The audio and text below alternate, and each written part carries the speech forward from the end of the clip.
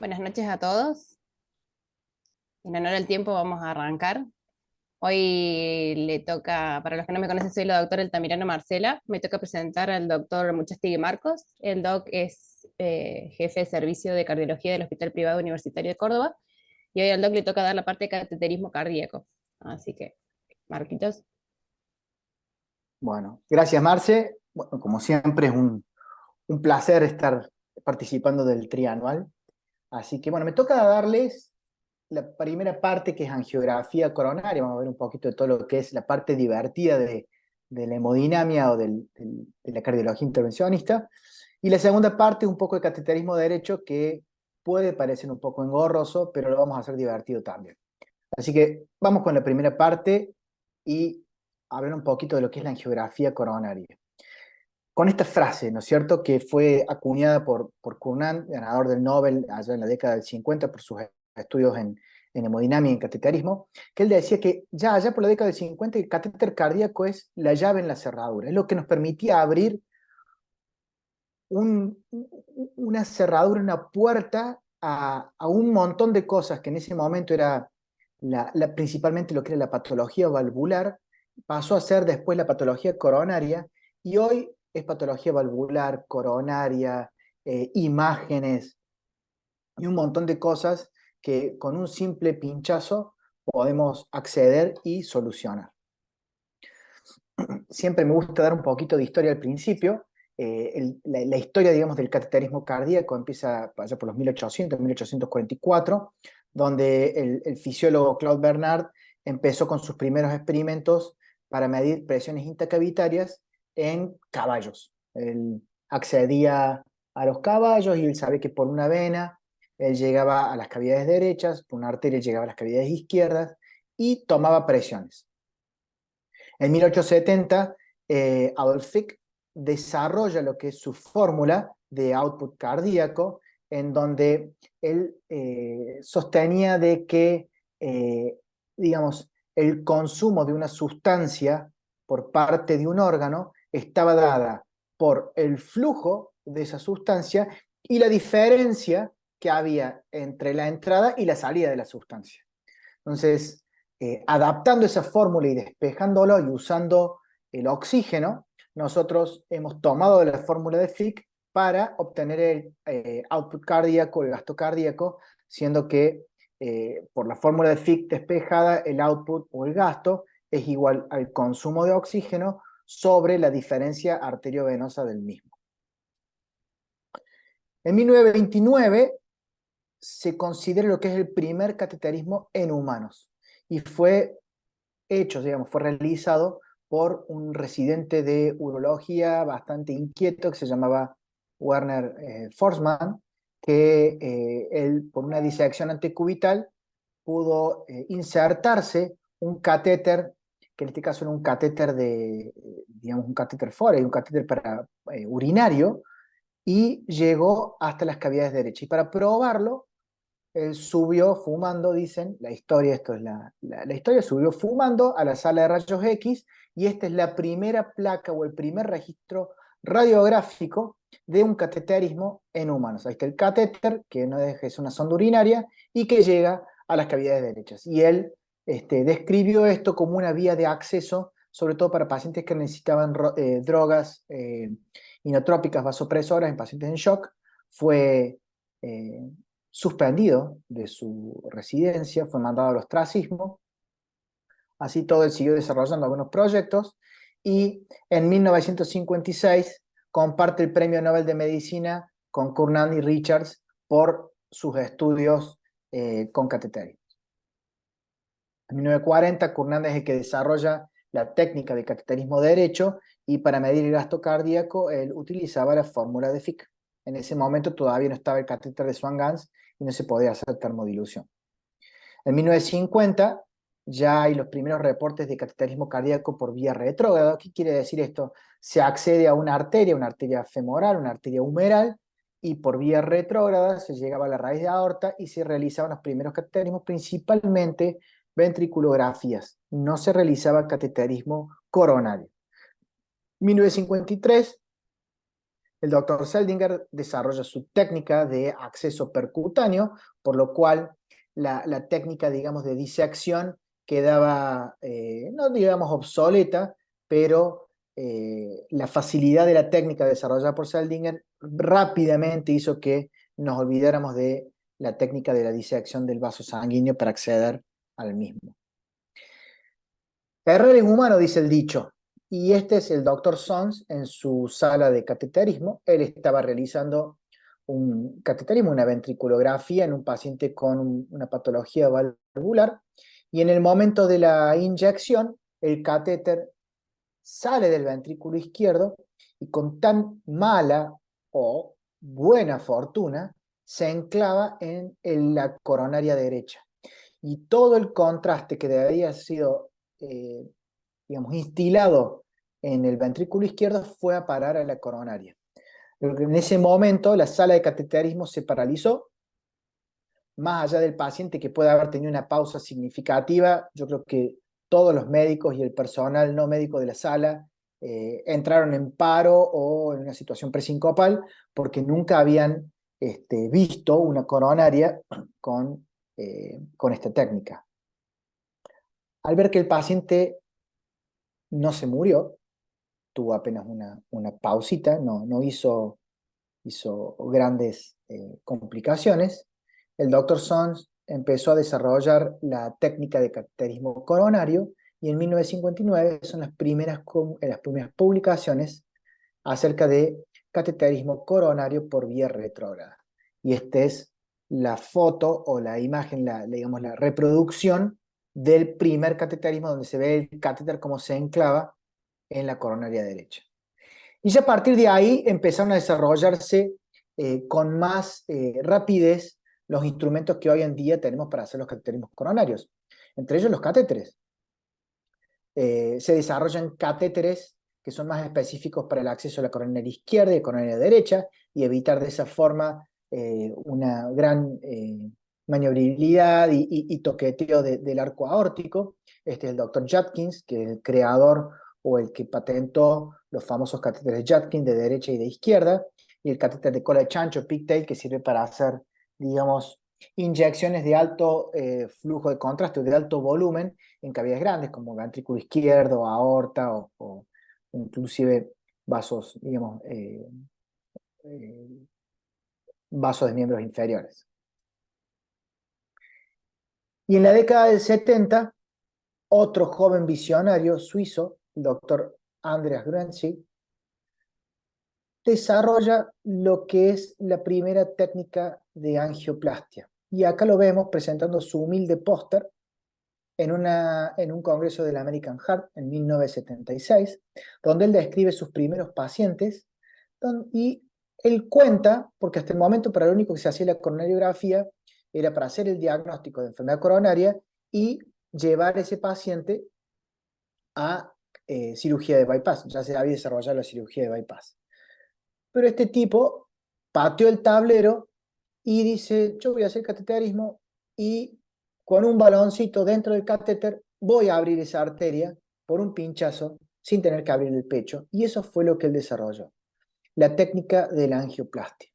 Y esto fue el segundo gran, probablemente, descubrimiento o desarrollo en el cateterismo coronario, que es la angioplastia transluminal coronaria creada por el doctor Gruenzig.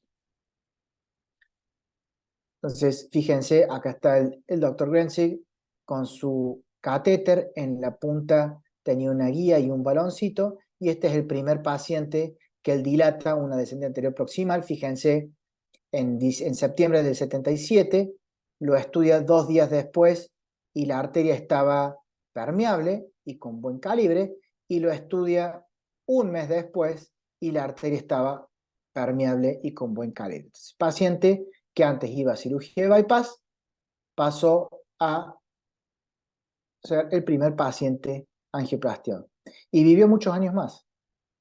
Entonces se considera el año 1977 como el nacimiento de los procedimientos terapéuticos por catéter.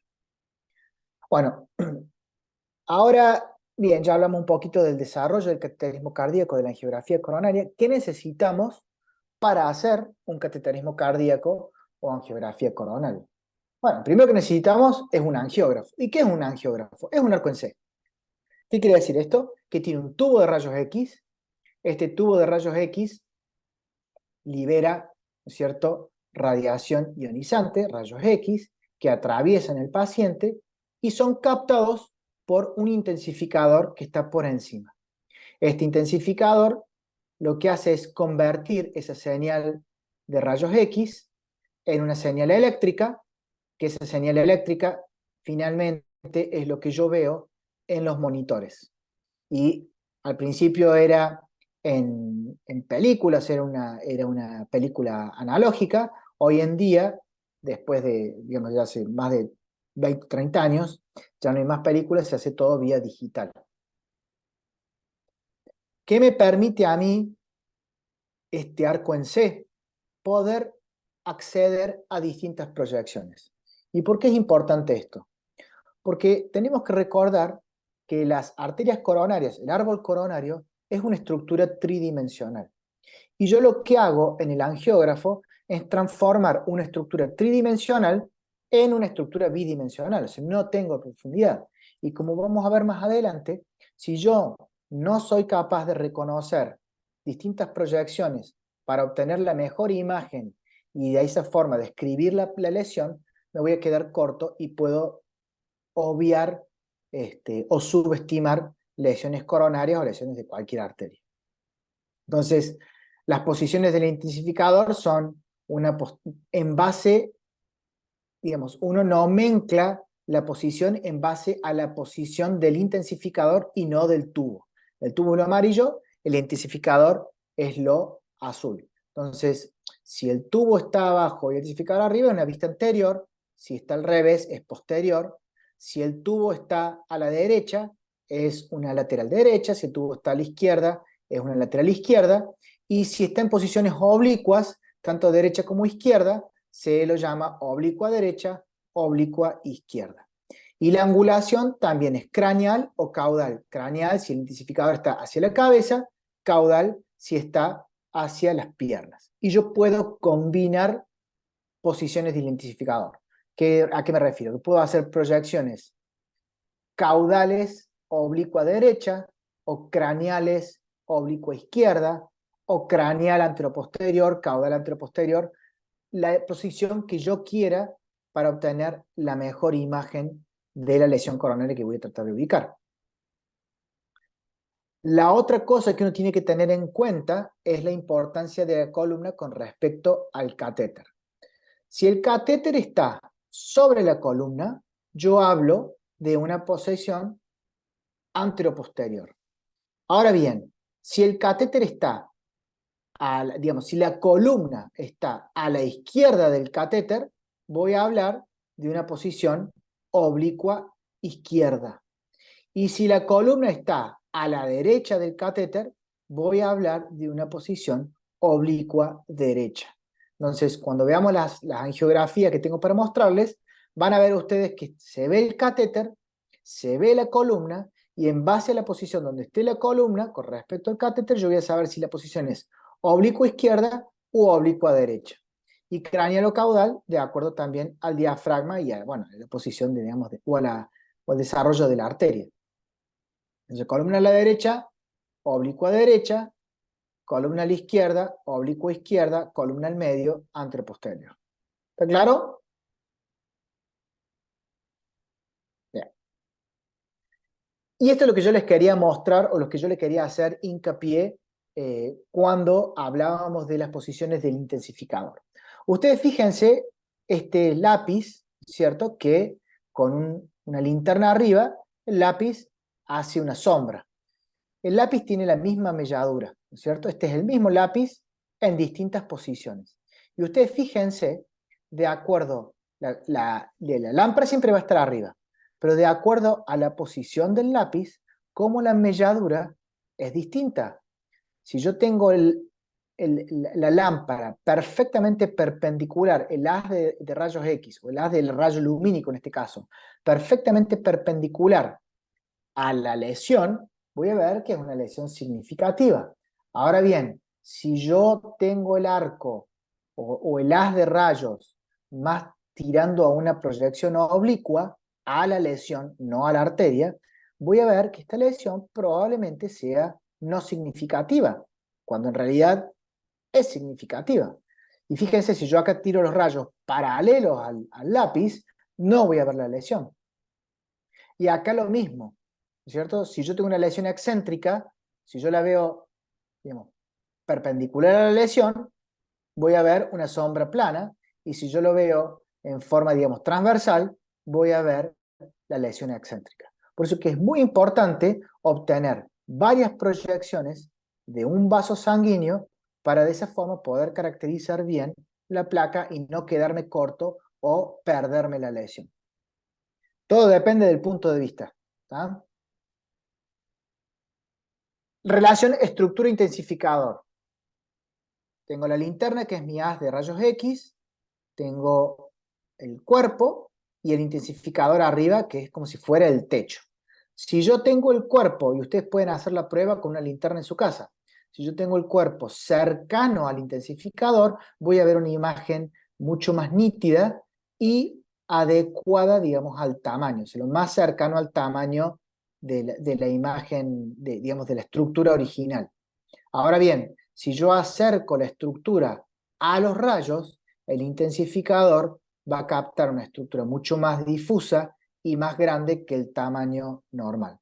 Por lo tanto, siempre el intensificador tiene que estar lo más cerca posible al cuerpo, al tórax o a la pierna o al órgano que quiera estudiar. Mientras más cerca esté el intensificador al volumen, mejor imagen voy a obtener. Bueno, estamos con el angiógrafo y las proyecciones. ¿Qué otra cosa necesitamos? El contraste.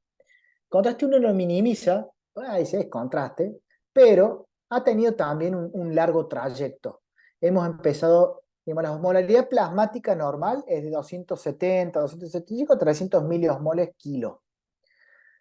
Fíjense que los primeros contrastes que se usaban eran hiperosmolares, 1500 miliosmoles, y eran iónicos. Eran sumamente pesados y sumamente tóxicos y arritmogénicos. Estos fueron los primeros contrastes que se utilizaban.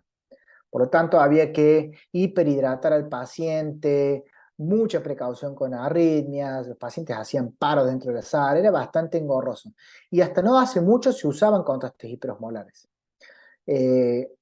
Con el correr de los años se desarrolló este contraste hiposmolar, que sigue siendo hiperosmolar con respecto al plasma, pero fíjense, mucho menos de 1500 miliosmoles, estamos hablando de 600, menos de la mitad. Y había hablábamos de contrastes iónicos o iónicos de acuerdo a la carga, siendo los no iónicos un poco menos nefrotóxicos que los iónicos. Y hoy en día el contraste que se usa es isoosmolar, o sea, lo más parecido a la osmolaridad plasmática, es no iónico, por lo tal la toxicidad renal es mucho menor y prácticamente son contrastes que no inducen arritmias, que no inducen esa toxicidad miocárdica que solíamos ver con contrastes hiperosmolares y en algunos casos con contrastes hiposmolares. Hoy en día, bueno, es difícil decir hoy en Argentina, en algunos centros, pero yo debería decir que prácticamente todos los centros, al menos los centros grandes, usamos contraste isoosmolar. Ya hablamos del contraste, hablemos ahora un poquito del acceso. El acceso que hoy probablemente más conozcan ustedes es el acceso transradial, pero es un acceso bastante nuevo. Es un acceso que tiene uno más de 10, 15 años digamos, de desarrollo en masa, más de 10 años, debe tener 15 años más o menos, que ha probado ser un acceso que tiene mucho menos sangrados, por lo cual es más seguro de usar en pacientes anticoagulados, sobre todo en la urgencia, tiene una ambulación temprana, o sea, el paciente puede pararse, caminar directamente al salir de la sala, no necesita reposo en cama, y me permite también usar un solo catéter, que nosotros llamamos catéteres OptiTorque, porque con una ligera manipulación yo puedo acceder tanto a la coronilla derecha como a la izquierda sin tener que sacar el catéter e intercambiarlo por otro. ¿Cuál es la contra? Y que la curva de aprendizaje es un poco más, un poquito más larga que el acceso transfemoral. Hay mucho más espasmo. El espasmo de la radial es un problema, sobre todo en pacientes mujeres de edad media, fumadoras, chiquitas, tienen muchísimo vasoespasmo, eso duele, e inclusive hay casos o hay situaciones en donde el catéter queda atrapado, es imposible sacarlo y hay que sedar el paciente, sedarlo completamente para que de esa forma haya una vasodilatación y poder sacar el catéter. El tamaño del material también es una contra porque no puedo usar catéteres muy grandes para hacer procedimientos, qué sé yo, por ejemplo, eh, valvuloplastias bueno, los famosos TAVI o colocaciones de endoprótesis, porque el catéter que se usa para ese tipo de procedimientos supera holgadamente los 7 French, que es lo máximo que nosotros podemos llegar a utilizar en un acceso radial. Y también el apoyo del material, porque muchas veces la curva que hace el catéter en la aorta por el acceso radial es distinta al acceso femoral, por lo tanto hay mucho menos apoyo del catéter para acceder, y en lesiones dificultosas como las oclusiones crónicas, el acceso radial puede ser un poco más engorroso porque no hay un buen apoyo del catéter sobre la pared posterior de la aorta. El acceso transfemoral fue probablemente uno de los accesos más utilizados hasta mediados de la década del 2000. Podemos utilizar acceso, digamos, material de mayor diámetro, tenemos mucho mejor apoyo, la curva de aprendizaje es muchísimo más rápida, pero ¿cuál es la contra que tenemos? Las complicaciones vasculares son holgadamente superiores al acceso radial, la ambulación es tardía, que si el paciente tiene que estar en reposo, en cama, no se debe mover por varias horas, y es normal el uso de 2 o más catéteres, y como ya veremos más adelante, el intercambio de catéteres puede llevar a más complicaciones en un procedimiento que no debería tener ninguno. Entonces, beneficios y contras de ambos para comparar: menos sangrado, ambulación temprana y uso un solo catéter, pero en el otro puedo usar mayor diámetro, tengo mejor apoyo, sobre todo en lesiones difíciles. Y la contra, principalmente la complicación vascular femoral, que es una gran contra, y que eso hace que un procedimiento que tiene mínimas complicaciones pueda ser mucho más complicado.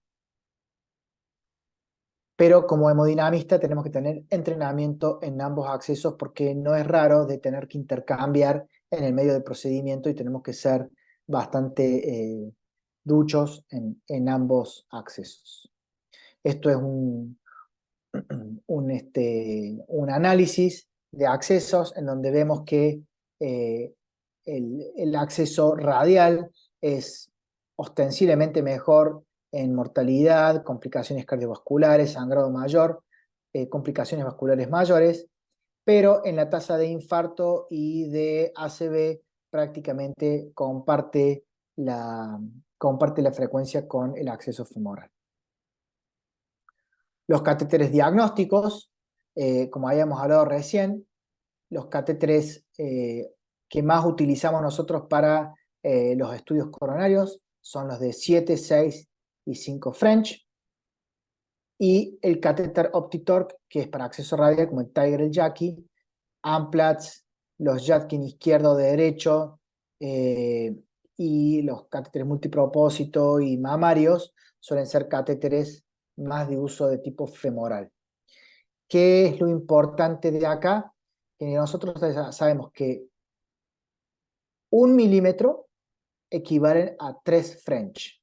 Por lo tanto, un catéter 6 French tiene una luz de 2 milímetros. ¿Y para qué nos sirve esto? Para que nosotros visualmente podamos medianamente estimar cuál es el diámetro de la arteria que tenemos que reparar. Entonces, si sabemos que es un catéter y medio de diámetro, hablamos de una arteria que tiene una luz de 2.5 milímetros. Si decimos que tiene 2 catéteres de diámetro, estamos hablando de una arteria que tiene 4 milímetros. y así podemos angiográficamente, visualmente, sin tener que hacer un análisis en la computadora, estimar el diámetro del stent que tenemos que colocar. Bueno, ya vimos la parte linda, ahora veamos cuáles son las complicaciones. Las complicaciones principalmente están en aquellos pacientes que tienen factores de riesgo. ¿Y cuáles son los factores de riesgo? Enfermedad coronaria avanzada, principalmente tronco. ¿Por qué? Porque si yo tengo enfermedad de tronco, hay mayores chances de disecar el tronco y tener más complicaciones. Deterioro de la función del ventrículo izquierdo, porque con el contraste pueden hacer un poco más de arritmias o inclusive subir la presión de llenado y hacer edema de pulmón. Enfermedad valvular severa, como estenosis aórtica, un paciente con bajo gasto, hipertensión pulmonar, enfermedad periférica, principalmente por el acceso, y los ancianos porque suelen descompensarse en la sala de hemodinamia y entrar en delirio, demencia, y se nos complica el procedimiento. Complicaciones mayores, gracias a Dios, sobre todo en los pacientes en los estudios diagnósticos, son muy bajos, estamos hablando de menos del 0,1%, muerte, infarto y ACV isquémico, son los principales, y las complicaciones vasculares suelen ser un poquito más frecuentes, estamos hablando de un 1%, y principalmente, como ven acá, en los accesos femorales. El hematoma retroperitoneal es una complicación que muchas veces nosotros no la vemos al instante. ¿Por qué? Porque no vemos la equimosis o el hematoma, sino que vemos que el paciente empieza a ponerse hipotenso, refractario a fluidos, refractario a drogas, se pone feo y entra en shock, y tenemos que pensar si ese paciente tuvo un acceso femoral que no haya hecho un hematoma retroperitoneal y un sangrado con un shock hipovolémico. Las fístulas arteriovenosas también son un poco más comunes en el acceso femoral, por la proximidad de la vena femoral y la arteria. Si yo traspaso la arteria y caigo en la vena, puedo hacer una fístula traumática.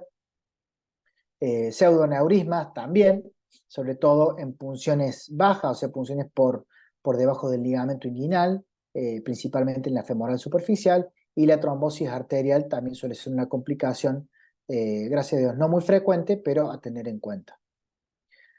Otra complicación vascular que no es relacionada al acceso o al pinchazo, sino que es más que todo a la manipulación del catéter, sobre todo aquellos pacientes que tienen enfermedad vascular avanzada, es la embolia de colesterol. Fíjense, esta foto es clásica de lo que nosotros llamamos el síndrome del dedo azul o Bluetooth syndrome, que son cristales de colesterol que se depositan por digamos, lluvia de cristales en la circulación distal, principalmente en los dedos del pie, planta del pie. Vemos esto que se llama livedo reticularis, y además de los cambios cutáneos, podemos encontrar insuficiencia renal aguda e hipereosinofilia.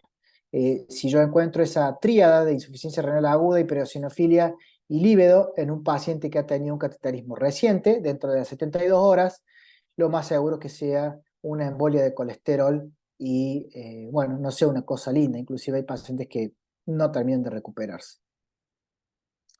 Otras complicaciones, gracias a Dios, bueno, no las vemos tanto hoy en día, primero por el contraste isosmolar, y después porque estamos un poco más duchos en preguntar si han tenido o no una reacción adversa con yodo, pero las reacciones por hipersensibilidad, bueno, se lo pretrata al paciente con corticoides y con antihistamínicos, y lo que nosotros llamamos una nefropatía por contraste, que es dentro de las 72 horas y que es el aumento de la creatinina y que se explica por una toxicidad directamente del yodo. Por eso que uno trata de más o menos tener un volumen máximo de contraste administrado por el paciente, que sería el clearance de creatinina por 3.7.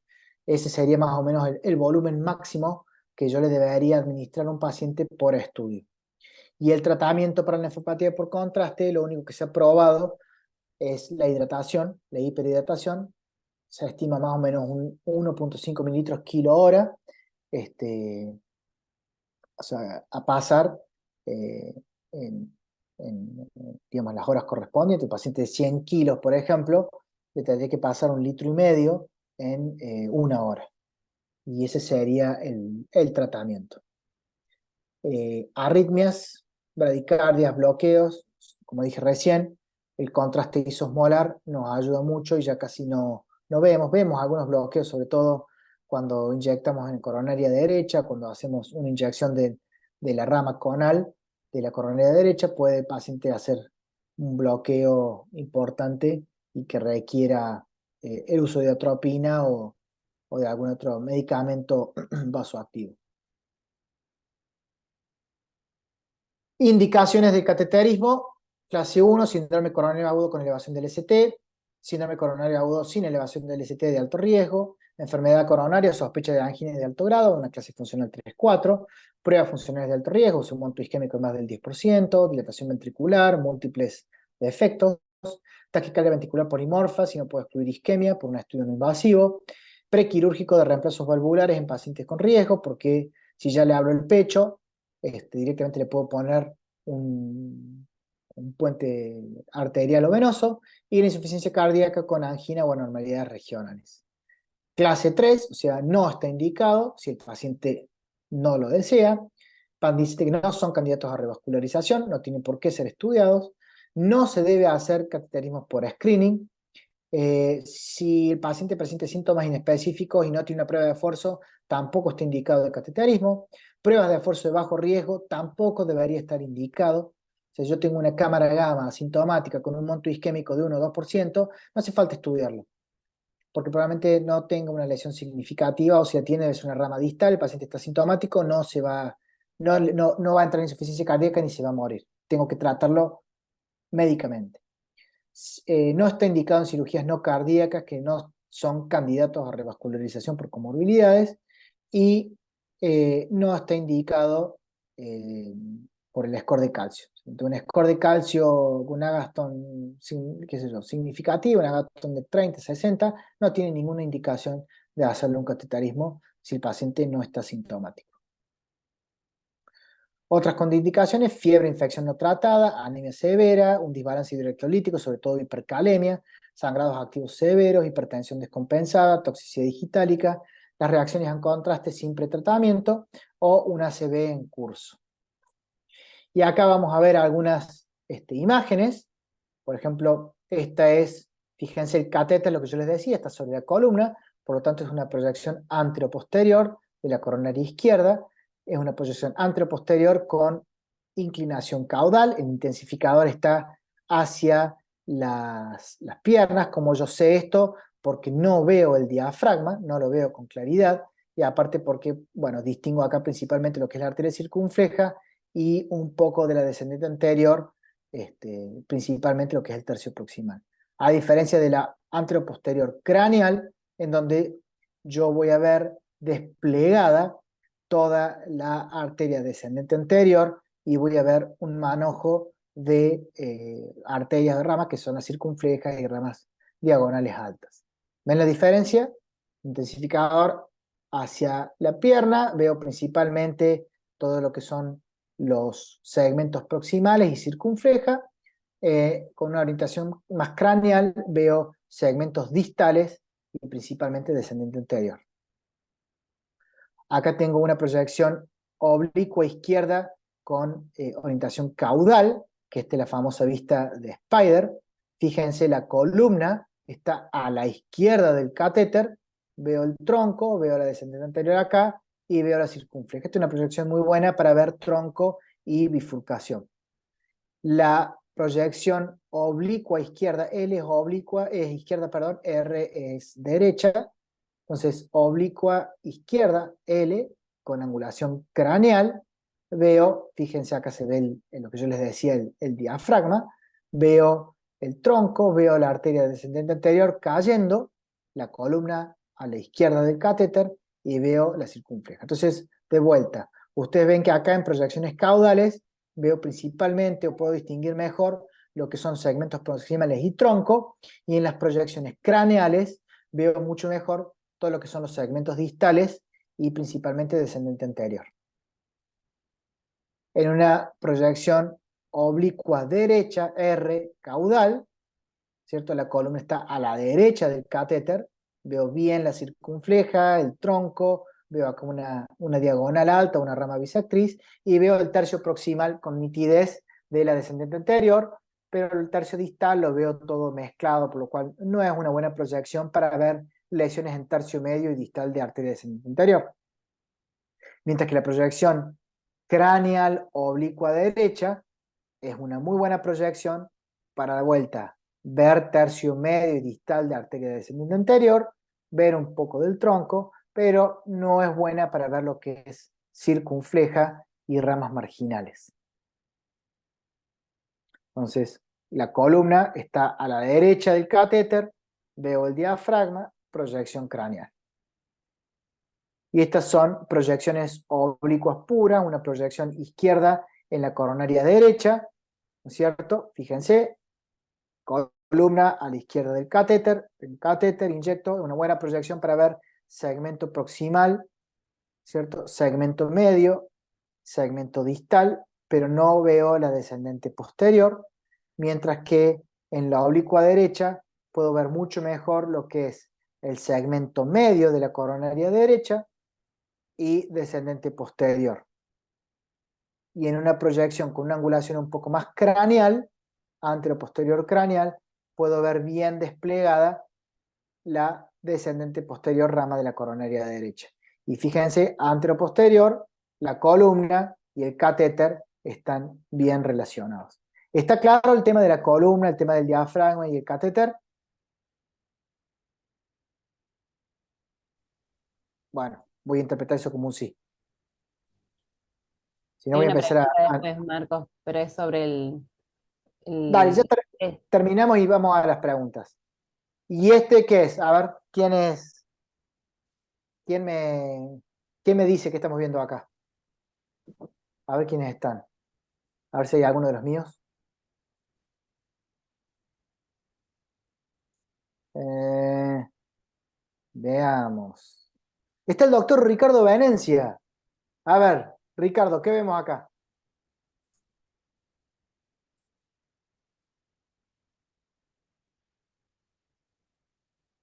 Está desconectado el doctor Venencia.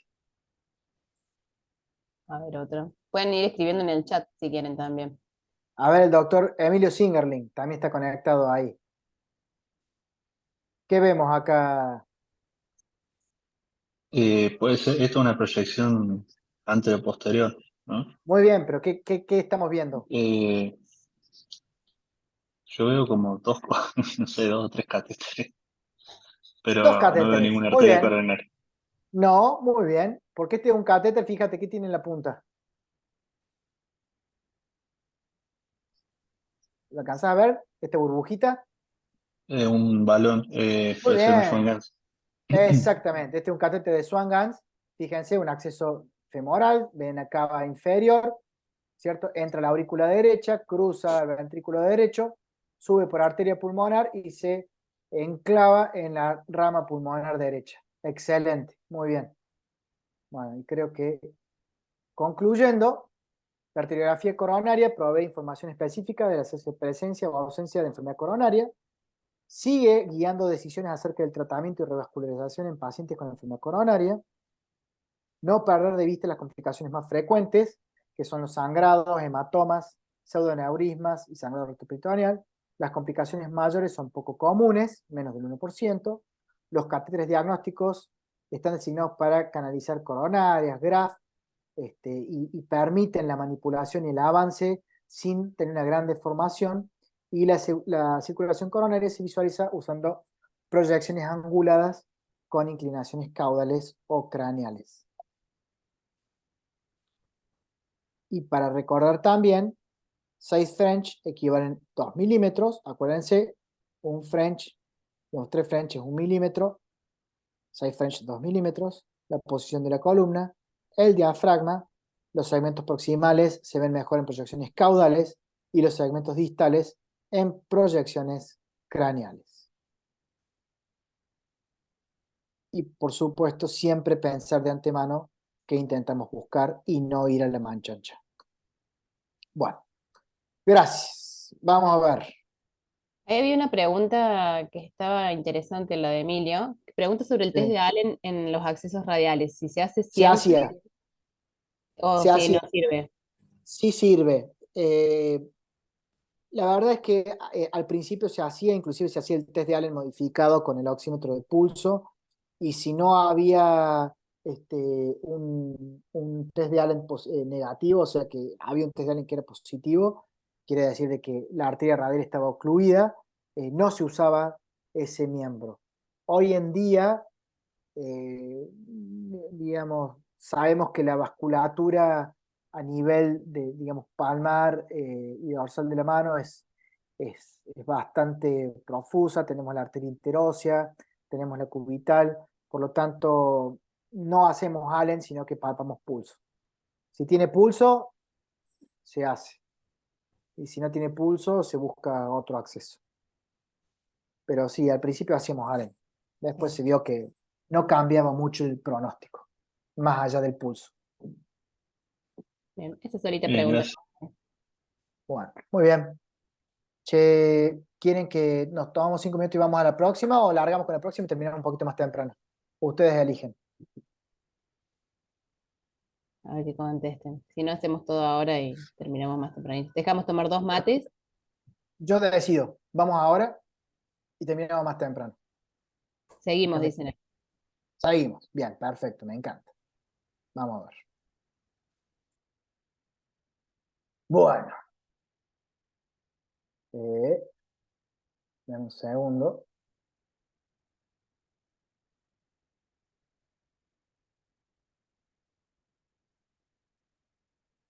¿Ven bien ahí? Bueno. Ya vimos cateterismo izquierdo, coronariografía, proyecciones angiográficas, yodo, complicaciones, acceso, catéteres, divino.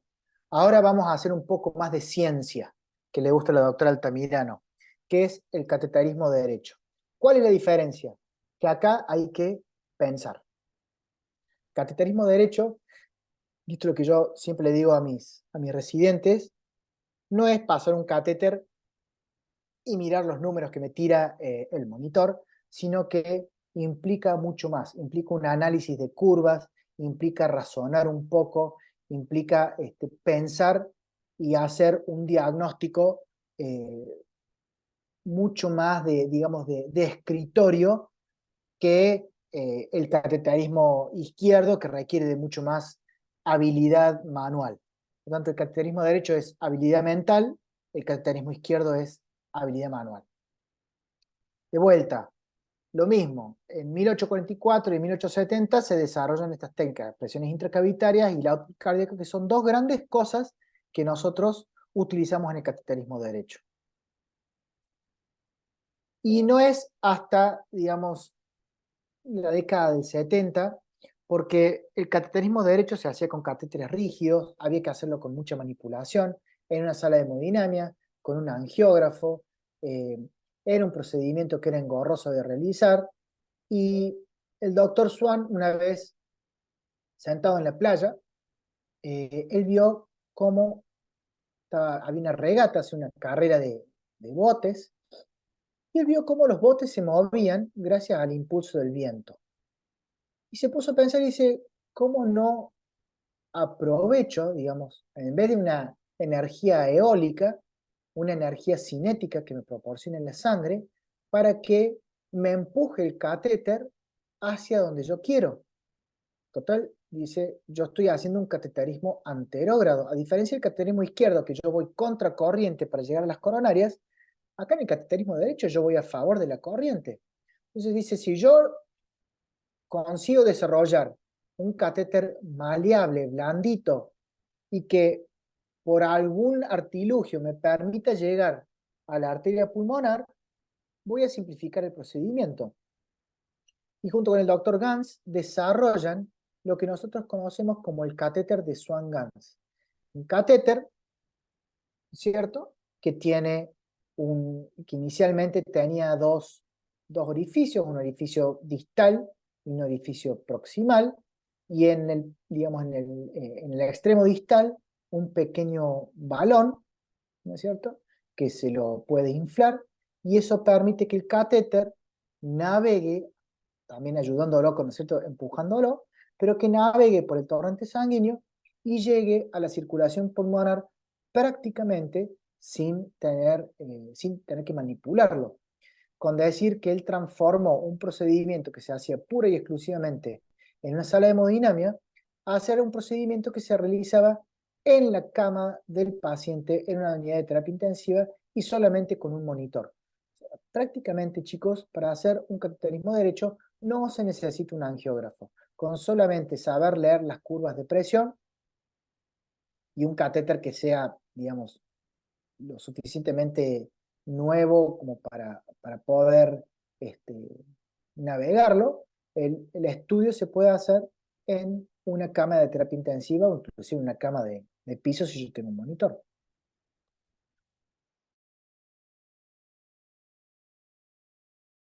El doctor Swan y el doctor Gans, que finalmente dieron el nombre al catéter que hoy en día conocemos como el catéter de Swan-Ganz. ¿Me escuchan bien ahí? Sí, doctor. ¿Sí? Perfecto. Sí, se te escucha bien, Marco. Bueno, perfecto. Y este es el catéter como lo conocemos hoy en día, ¿no es cierto? Tenemos un extremo proximal, que es el azulcito, que es, digamos, un puerto o un orificio que se localiza principalmente en la aurícula derecha. Tenemos un puerto distal, que es este amarillo, en donde tiene, digamos, su orificio de salida en la punta del catéter. Tenemos la manguerita roja, que es lo que insufla el balón con esta pequeña jeringuita.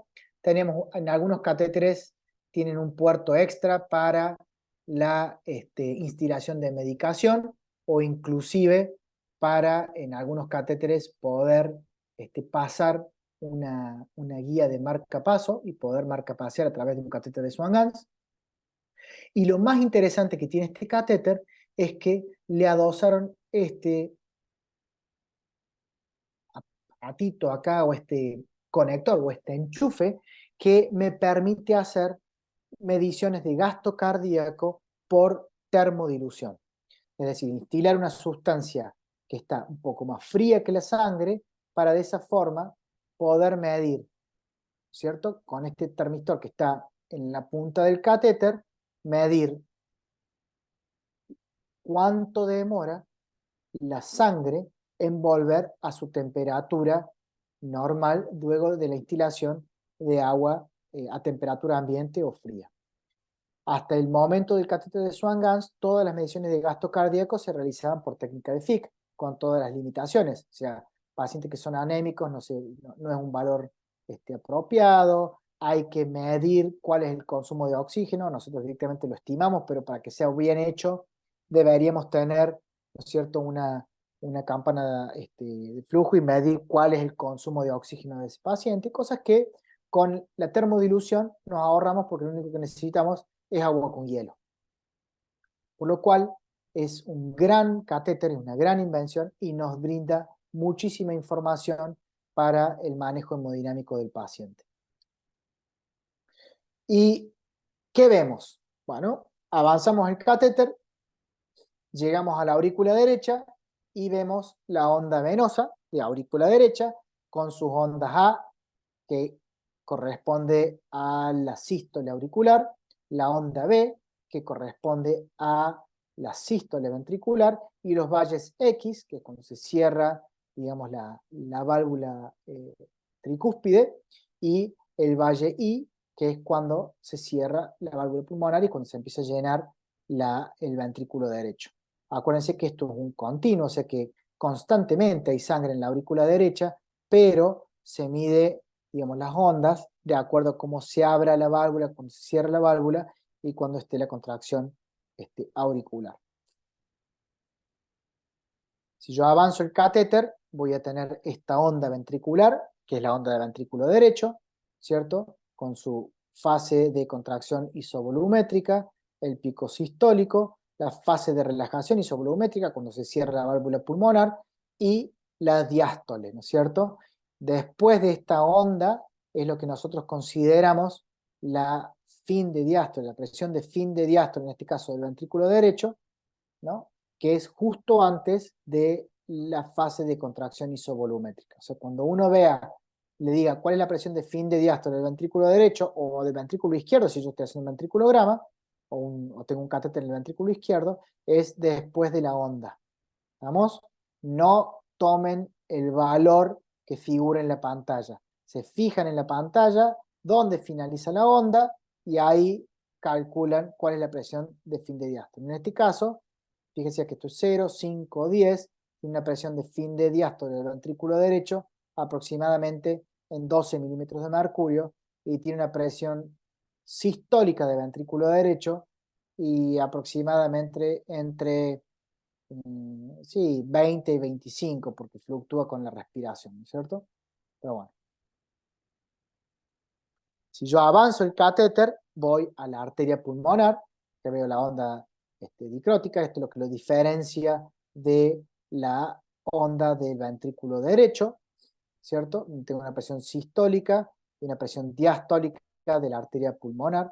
Es muy importante que el paciente se mantenga, digamos, con respiraciones pausadas y livianas, no tan profundas, porque eso también altera el trazado. Para obtener un buen trazado yo necesito que el paciente respire en forma tranquila. Esta línea de acá me marca la presión media de la arteria pulmonar. Una presión sistólica normal va entre 20 y 30 milímetros de mercurio, una diastólica normal no va de 4 a 12 milímetros de mercurio. Y por último, la presión de enclavamiento capilar pulmonar o presión de wedge, que, ¿no es cierto?, es cuando yo subo el catéter a la arteria pulmonar con el balón inflado y lo enclavo. Es decir, que el catéter queda totalmente clavado en la circulación, por lo cual el extremo distal del catéter, que es donde está el sensor de presión, no va a tener absolutamente ninguna influencia de la presión que viene por detrás, porque está el balón oblitera toda la circulación, digamos, hacia atrás, y lo único que yo voy a conseguir medir es la presión que está hacia adelante. Y hacia adelante, ¿qué tengo? La aurícula izquierda. Por lo tanto, la presión de wedge o la presión de enclavamiento es una expresión de la presión de la aurícula izquierda. Y como bien sabemos, a fin de diástole, el fin de la diástole del ventrículo izquierdo, la válvula mitral está completamente abierta, por lo tanto, la presión diastólica o la presión de fin de diástole del ventrículo izquierdo es exactamente igual a la presión de la aurícula izquierda. Por ende, la presión capilar, enclavamiento capilar, la presión wedge, es una expresión de la presión de fin de diástole del ventrículo izquierdo. Pero lo que yo veo es la presión de aurícula izquierda. ¿Estamos? Fíjense que digamos, el trazado es muy parecido a la de aurícula derecha. La diferencia es que hay un retraso, digamos, hay un retraso electrocardiográfico, es decir, la actividad eléctrica precede a la actividad mecánica, por lo tanto, la onda A, fíjense, está un poco más retrasada que la onda P del electrocardiograma, y la onda B está un poco más retrasada también que el QRS-T del electrocardiograma, ¿tá? Pero el trazado, digamos, la disposición de las ondas es exactamente igual a la de la aurícula derecha. Fíjense acá la comparación. ¿Ah? Fíjense, la onda A cae sobre la P, digamos, la P cae sobre la A, la T cae sobre la onda B, acá están un poco más retrasadas. La importancia de la localización, ya sabemos un poquito de lo que son las zonas de West, sabemos que los segmentos apicales tienen una presión alveolar mucho mayor que la presión arterial y por ende más que la presión venosa, mientras que los segmentos medios, la presión arterial es mayor a la alveolar, pero la alveolar sigue siendo mayor que la venosa, y la zona 3, la presión arterial es mayor que la venosa y la venosa es mayor que la alveolar. Por lo tanto, la zona en donde sería óptima la localización del catéter de Swan-Ganz es en zona 3, donde la presión arterial va a estar pobremente influenciada por la presión alveolar. Cuando el paciente está acostado, prácticamente todas las zonas se ecualizan, y la forma del catéter de Swan-Ganz también hace que el 90% de las veces caiga en zona 3, que es la zona donde debería estar localizado el catéter de Swan-Ganz. Entonces, una presión wedge de alta calidad tiene que tener ondas A y B, tiene que haber una confirmación fluoroscópica, o una saturación, digamos, de la sangre que yo obtengo del puerto distal mayor al 90%, si tiene que ser sistémica la saturación, y una onda de presión pulmonar al desinflar el balón. O sea que si yo desinflo el balón, tengo que tener onda de arteria pulmonar. Cuando no hay correlación entre la wedge y la presión de fin de diástole del ventrículo izquierdo, cuando hay estenosis mitral, cuando hay insuficiencia mitral severa o aórtica severa, estenosis de venas pulmonares, sobre todo en aquellos pacientes que han sido sometidos a ablaciones de filación auricular, muchas veces pacientes ventilados con PIP, digamos, con PIP elevado, puede tener un incremento, digamos, en los valores de wedge. El mixoma auricular se comporta como estenosis mitral, un ventrículo izquierdo que no es complaciente, o sea que es esos ventrículos izquierdos rígidos, tampoco es un signo o un parámetro fidedigno de wedge con presión de fin de diástole, y si la localización del catéter está por fuera de la zona 3, tampoco hay una gran correlación con el fin de diástole porque puede estar influenciada por la presión alveolar. ¿Qué puedo hacer con el catéter de Swan-Ganz también? Oximetrías. La oximetría me permite detectar resaltos, por lo tanto, si yo tengo un resalto oximétrico, o sea, si yo tengo un aumento de la oximetría en sangre venosa, me hace pensar de que yo tengo un shunt de izquierda a derecha, la saturación, y cuando lo pienso, cuando tengo una saturación de arteria pulmonar mayor al 80%, o tengo diferencias de más de un 8% a nivel auricular, o más de 5% a nivel ventricular y arteria pulmonar, por medio de la oximetría, yo puedo estimar la severidad del shunt con la fórmula de QP-QS. QP es flujo pulmonar sobre QS, que es el flujo sistémico. Si yo tengo un flujo pulmonar mayor a un flujo sistémico, voy a hablar de que tengo un shunt de izquierda a derecha, o sea que está ingresando mucho más sangre a las cavidades derechas, producto de, digamos, de la sangre que llega por las venas cavas, pero también la sangre que llega por el shunt a nivel auricular o a nivel ventricular. Y también me permite la oximetría medir el output cardíaco por método de Fick. ¿Se acuerdan que parte de la fórmula de Fick era la diferencia arteriovenosa? Bueno, para detectar la diferencia arteriovenosa yo necesito la saturación de oxígeno. Entonces, esto es más o menos dónde tomamos las oximetrías nosotros. Esto sería una corrida oximétrica completa o apropiada, ¿no es cierto? Se toman vena cava superior, vena cava inferior, en 3 niveles de aurícula derecha para ver si hay una comunicación interauricular o un seno venoso, en el ventrículo derecho a nivel de la válvula tricuspidia, en el tracto de salida, y en arterias pulmonares derecha o izquierda para ver si hay o no ductus o algún otro shunt a este nivel. También se debería tomar una oximetría a nivel de aorta y de aurícula izquierda. Sabemos que la aurícula izquierda es la sangre más oxigenada, o de venas pulmonares, pero para hacer esto hay que hacer una punción arterial o una punción transeptal, por lo cual nosotros tomamos, digamos, como marcador de saturación arterial directamente la oximetría, la saturación de oxígeno por el aparato. Estos serían los valores oximétricos más o menos normales o esperables. ¿Cómo medimos el output cardíaco con el catéter de Swan-Ganz? Pues entonces por método de Fick, donde decimos que la fórmula original, que el consumo de una sustancia por un órgano, es el producto del flujo sanguíneo del órgano y la diferencia de la concentración arteriovenosa de la misma, o por termodilución. En el método de Fick, entonces, el consumo es igual al producto del flujo por la diferencia en la concentración arteriovenosa. Si yo despejo la fórmula, digo que el flujo o el gasto es igual al consumo de la sustancia, en este caso el oxígeno, sobre la diferencia de oxígeno arteriovenosa. ¿Cómo calculo yo la diferencia de oxígeno? La diferencia en la concentración de oxígeno en arteria y vena es con la saturación arterial menos la saturación venosa mixta, ¿cierto? Esto para calcular el gasto a nivel de la arteria pulmonar. La saturación venosa mixta es la saturación que yo tengo en la arteria pulmonar por la hemoglobina del paciente por una constante de 13.6. Y el consumo de oxígeno, como no somos digamos, esto se mide habitualmente en estudios experimentales, nosotros ya directamente lo estimamos, y el valor estándar es de un consumo de oxígeno a nivel del mar de 125 mililitros minuto por metro cuadrado. Entonces, la diferencia de la concentración de oxígeno es indirectamente proporcional al output cardíaco. Si yo tengo una concentración mucho mayor, o sea, tengo un gasto, un consumo de oxígeno muy alto, voy a decir que el gasto cardíaco es bajo y viceversa.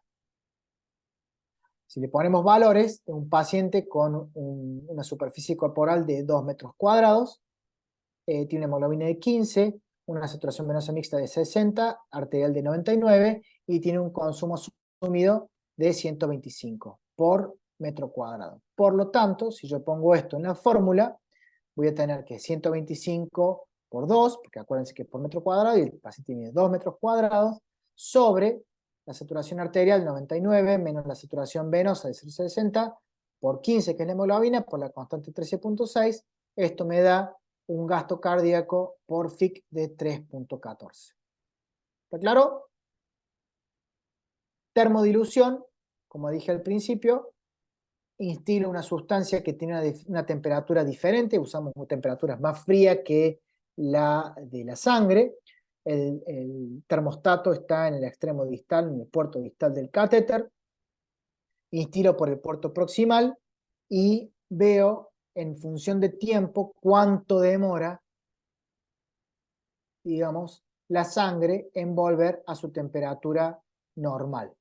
Mientras más prolongado es el tiempo, peor es el gasto cardíaco. Fíjense esta curva muy aplanada, larga. Este es un paciente que tiene un gasto cardíaco bajo de 3,13 litros por minuto. Mientras más corta es la curva, el gasto es mayor, porque demora mucho menos tiempo en caer la temperatura. Bueno, veamos ahora la parte divertida, algunos cuadros que diagnosticamos o que podemos utilizar el cateterismo derecho para su manejo, diagnóstico y manejo. Hipertensión arterial pulmonar, ¿cierto? Sabemos los grupos. La del grupo 1 es la hipertensión arterial pulmonar idiopática, hereditaria o relacionada a enfermedades de colágeno. La de tipo 2 es por cardiopatía, digamos, por patología del ventrículo izquierdo. La 3 es por enfermedades pulmonares, la 4 por la embolia crónica, la 5 por multifactoriales. La de tipo 1 es la que, digamos, más nos piden los cateterismos derechos, ¿cierto? ¿Y por qué se caracteriza? Por presiones de arteria pulmonar elevadas, una media mayor a 25 milímetros de mercurio, pero una presión de enclavamiento normal. ¿Qué quiere decir? Que el ventrículo izquierdo es un ventrículo sano. Y yo, en base a estas mediciones, puedo estimar la resistencia pulmonar, que también es diagnóstica de hipertensión arterial pulmonar, tiene que ser igual o mayor a 3 Woods. Entonces, presión pulmonar media mayor de 25, con resistencias elevadas mayor de 3, eso es diagnóstico de hipertensión pulmonar de grupo 1. Si yo tengo una presión de enclavamiento pulmonar mayor a 15, no puedo decir que es de grupo 1, tampoco puedo decir a ciencia cierta que es de grupo 2, pero tengo que tratar de corregir las presiones de enclavamiento para saber si realmente esto es pura y exclusivamente hipertensión de grupo 1 o también hay una contribución de la patología del ventrículo izquierdo. La prueba de los vasodilatadores.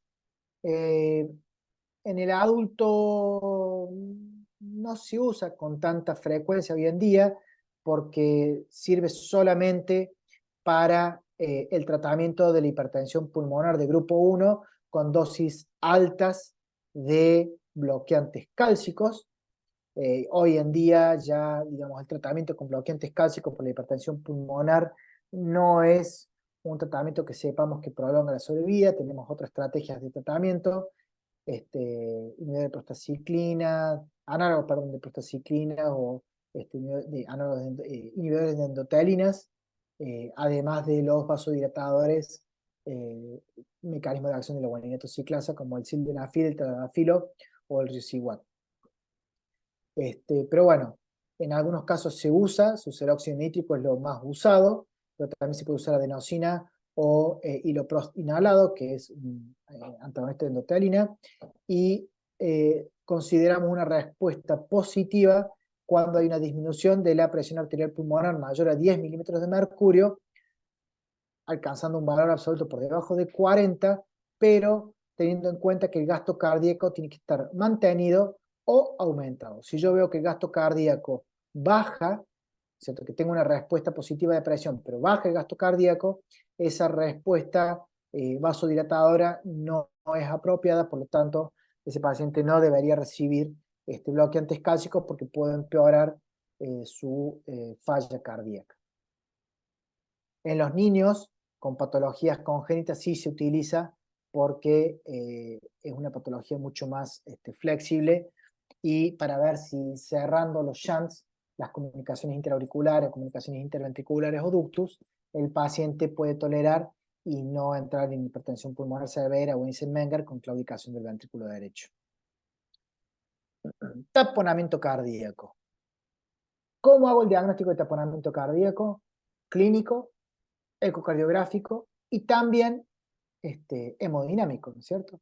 Clínico, un paciente que está chocado, con un pulso filiforme, que tiene un pulso diferencial.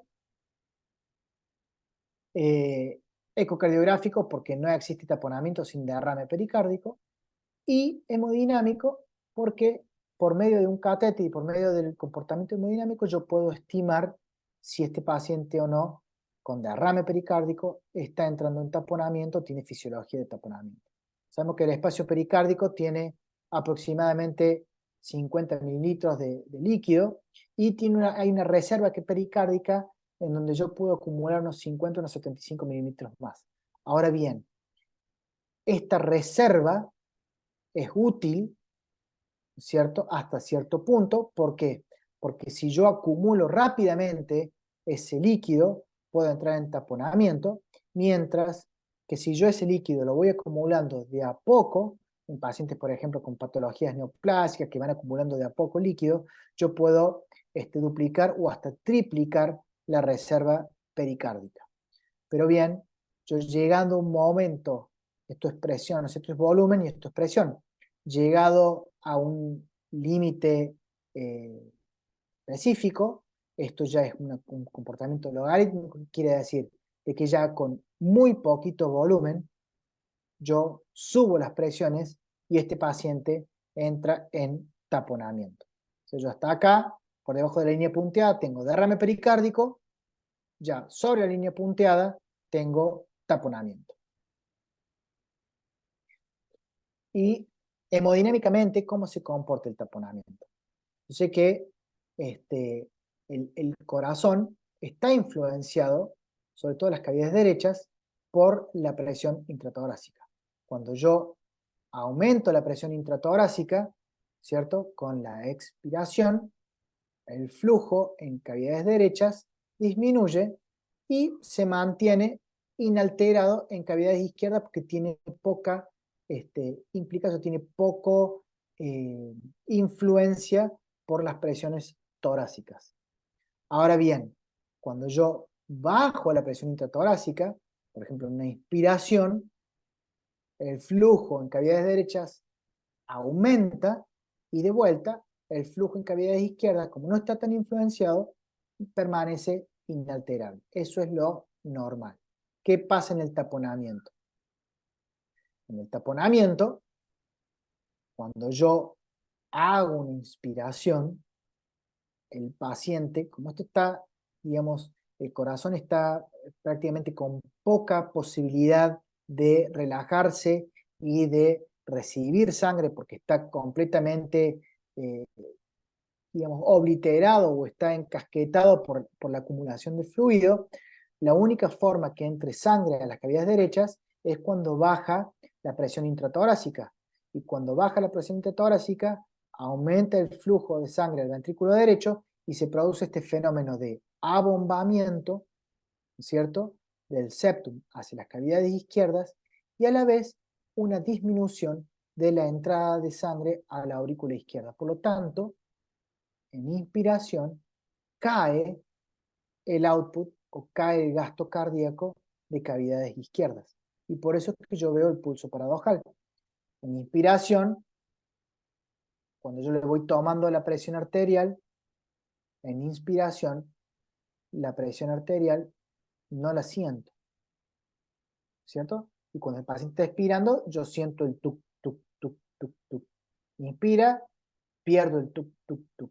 Expira, tuk, tuk, tuk, tuk.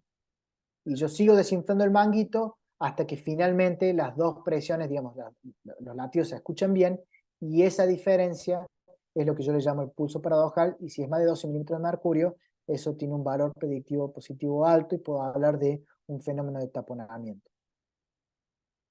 Entonces, el taponamiento se caracteriza por una compresión continua del corazón durante el ciclo cardíaco, hay un colapso diastólico del ventrículo derecho, ¿cierto?, que se recupera durante la inspiración. En el trazado, digamos, de aurícula derecha, yo veo una ausencia de la onda B, porque el corazón derecho, digamos, no tiene prácticamente sístole, y hay una elevación y una ecualización de presiones diastólicas en la aurícula derecha, en el ventrículo derecho y en la arteria pulmonar. Cuando yo tengo presiones diastólicas altas y similares, yo puedo hablar de ecualización de presiones diastólicas, y eso en la presencia de derrame pericárdico y con los signos que les dije recién, me habla de un taponamiento. ¿Estamos? Fíjense acá, la presión de la aurícula derecha está más o menos en 20, 25, la presión diastólica del ventrículo derecho está en 20, 25, la presión de la aurícula derecha está más o menos en 20, 25, y la wedge está un poquito por debajo de 20, con mucha variación respiratoria. Este paciente está francamente en taponamiento cardíaco, hemodinámicamente hablando, ¿cierto? ¿Cuál es la diferencia entre el taponamiento y la constricción? Que en la constricción no tengo derrame. La constricción es un fenómeno por el cual el pericardio está rígido y encasquetado y no permite un llenado adecuado del ventrículo izquierdo, el ventrículo derecho y ventrículo izquierdo. Y el comportamiento es bastante similar, ¿cierto? La diferencia principal es que no hay derrame. Puede haber una entidad donde hablo de una pericarditis constrictiva efusiva, en donde el paciente se puede comportar como un taponamiento pericárdico, yo lo dreno y sigue teniendo falla diastólica, sigue teniendo insuficiencia cardíaca, porque lo que tiene el pericardio es que está con constricción.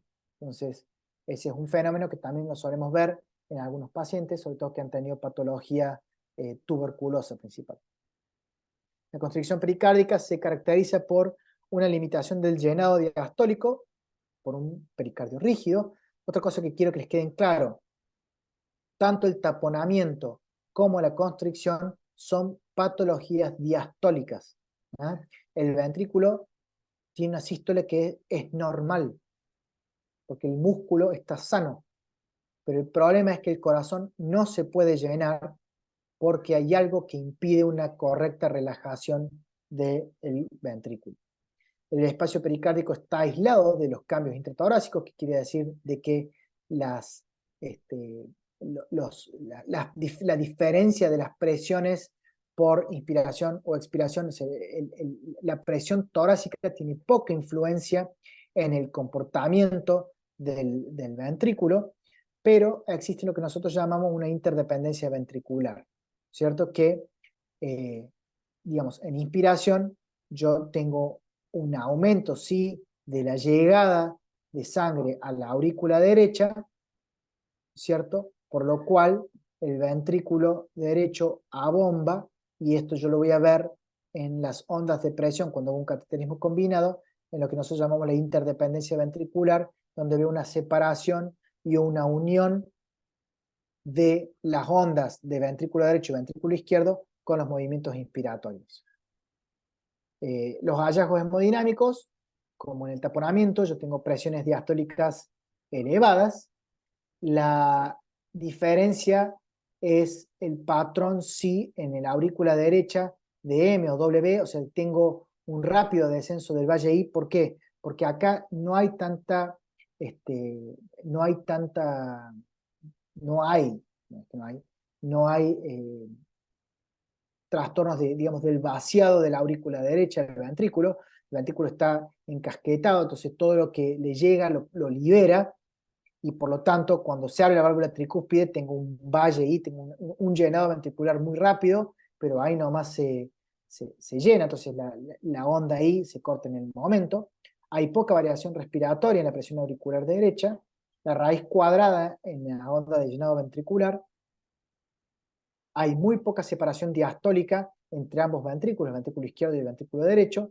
La presión pulmonar suele ser menor a 50 milímetros de mercurio porque no es patología de la arteria pulmonar, y hay lo que nosotros llamamos este fenómeno de interdependencia ventricular, que es la separación y la unión de las ondas ventriculares con los movimientos respiratorios, que acá se los voy a mostrar. Fíjense, bueno, esto es lo que les hablaba, ¿no es cierto?, del valle I. Fíjense qué profundo que es, ¿no es cierto?, porque la aurícula se vacía rápido, ¿cierto?, y ese ventrículo se llena ahí nomás, por lo tanto se corta, y esto es lo que nosotros llamamos de la interdependencia ventricular. O sea, fíjense, las presiones diastólicas, acá el signo de la raíz cuadrada, quiere decir que hay un llenado rápido al inicio de la diástole, después ahí nomás entramos en una diástasis, porque el ventrículo se llenó rápido, no hay diferencia, y no hay diferencias tanto en diástole en el ventrículo derecho y el ventrículo izquierdo. Perdón. Y la interdependencia ventricular, fíjense, lo que yo les decía, acá el paciente está en expiración, la onda ventricular derecha y la onda ventricular izquierda tiene una separación importante, y esta separación disminuye en forma significativa cuando el paciente inspira, por los fenómenos que les había explicado recién. Entonces, interdependencia ventricular, pericardite constrictiva.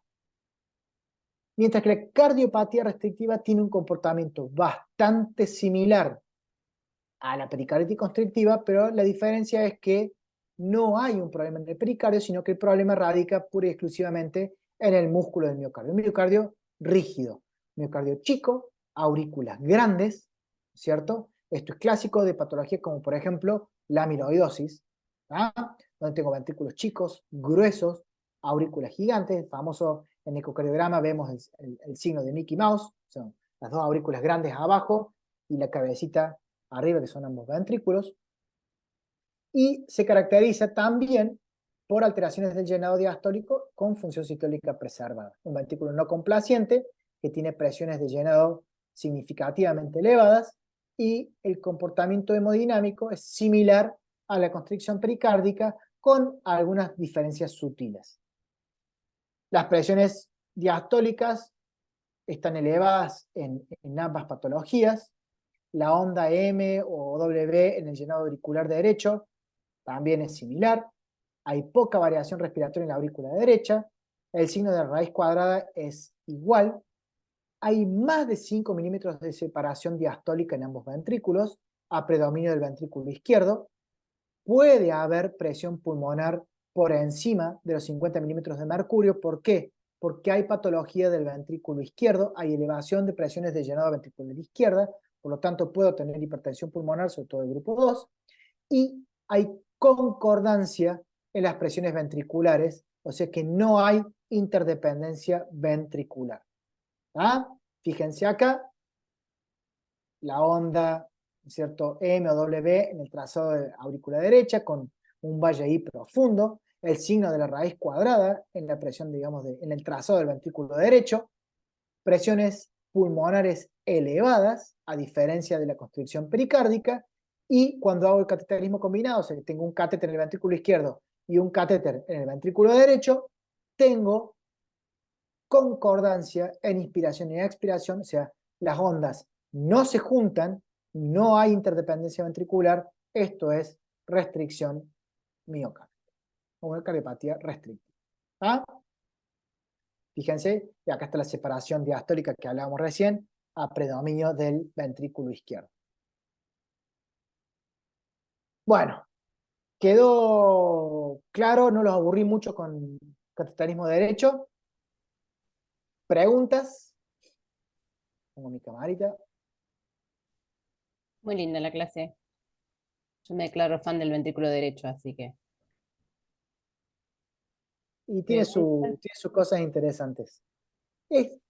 A ver, lo que yo les dije al principio es válido. El cateterismo izquierdo requiere de mucho más habilidad manual. Por supuesto que hay que buscar y hay que entender lo que uno ve, pero el cateterismo derecho requiere de muchísima práctica mental. Inclusive no es de orgulloso tener que volver muchas veces a los libros de hemodinamia para entender algún trazado, porque tampoco lo revisamos con mucha frecuencia. Pero cuando uno encuentra una patología restrictiva o constrictiva, realmente, bueno, al que le gusta la hemodinamia es interesante y es satisfactorio encontrar todos estos hallazgos que uno ve o que uno estudia en los libros. Y esto antes se hacía con mucha más frecuencia.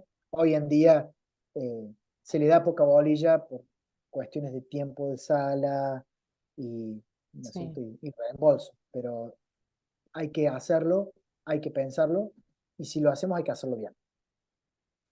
Mm. No hay preguntas. ¿No hay preguntas? Bueno, No, no. muy bien. Excelente las clases. Terminamos. ¿Cómo terminamos? ¿Terminamos bien? Bien, 20-30. Muy bien. Excelente. Bueno, chicos, cualquier Muy bien. cosita, No sé si Agus tenés que mail. pasar, si tiene que pasar algún aviso parroquial. No, no, Bien, nada más por decir. listo. Muy bien. Muchas Bueno, gracias. chicos, Gracias, Hasta la Marcos. por próxima. favor, que anden Gracias, bien. doctor. Hasta luego. Chau, chau.